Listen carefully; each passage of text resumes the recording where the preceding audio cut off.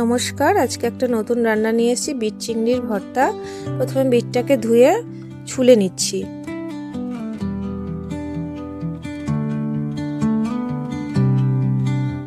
বিটটা ছোলা হয়ে গেছে, এবার ঘষুনি দিয়ে বিটটাকে আমি ভালো করে ঘষে নিচ্ছি।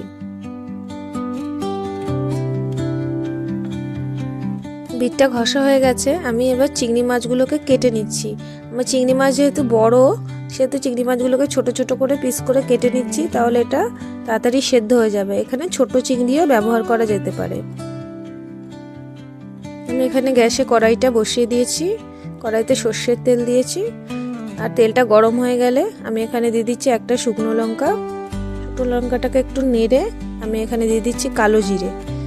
কালো জিরেটা দেওয়ার পর আমি এখানে দিয়ে দেবো চিংড়ি মাছগুলো। চিংড়ি মাছগুলোকে আমি এবার একটু নেড়ে নিচ্ছি। নেড়ে চেড়ে আমি এখন এর মধ্যে দিয়ে দেব হলুদ আর পরিমাণ মতো নুন। এবার এইগুলোকে আমি ভালো করে নেড়ে নেব। একটু নাড়াচাড়া করে একটু ভাজা ভাজা করে নিতে হবে। 2-3 মিনিট নাড়ালেই চিংড়ি মাছটা ভাজা হয়ে যাবে। ভাজা ভাজা হয়ে আসলে আমি এর মধ্যে বিটটা দিয়ে দিচ্ছি। আমি এর মধ্যে জল ব্যবহার করব না। বিট আর চিংড়িটা ভালো করে নাড়িয়ে নিয়ে আমি এটাকে একটু ঢেকে রাখবো। বিট থেকে যে জলটা বেরোবে সেই জলটা দিয়ে বিট আর চিংড়ি মাছটা সেদ্ধ হবে। রান্নাটা যেহেতু জল ছাড়া হচ্ছে, এই জন্য আমি গ্যাসের ফ্লেমটাকে কম করে দিয়েছি।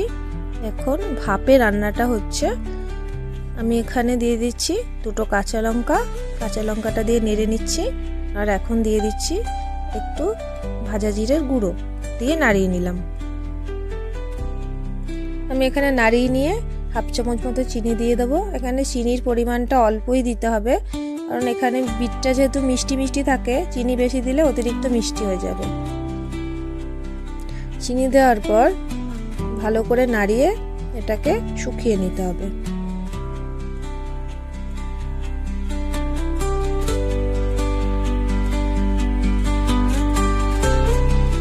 জলটা শুকিয়ে গেছে, আমি এখন ওপর থেকে একটু ঘি দিয়ে দেবো। এটা অপশনাল, এটা দেওয়াও যায় না দেওয়াও যায়।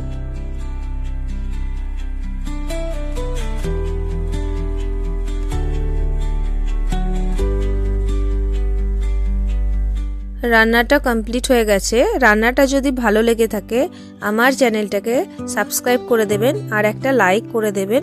আবার আসবো একটা নতুন রান্না নিয়ে। ধন্যবাদ।